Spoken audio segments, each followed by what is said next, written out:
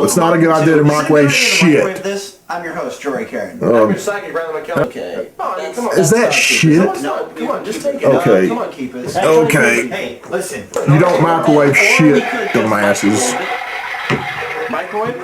All for the sake of views. Microwave actual shit. Well, I guess we're gonna see what happens. Is that real shit? I really need like a tinfoil shield right here to protect. This shit does not make me laugh. This shit is not entertaining.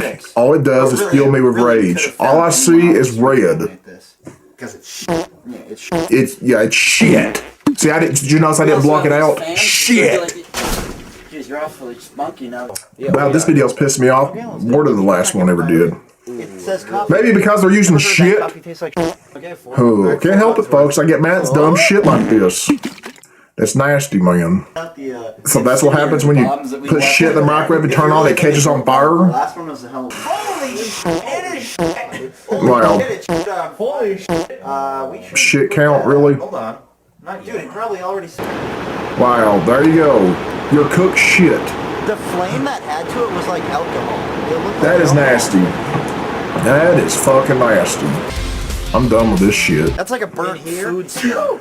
Double dare, you motherfucker. No, I haven't Eat that shit. I'm not allergic to anything. You love to eat burnt shit. Go ahead and do it. We know you do behind the scenes. Yeah, peanut allergy. Go check it out and shit. And I'm getting the fuck out of here, so yeah.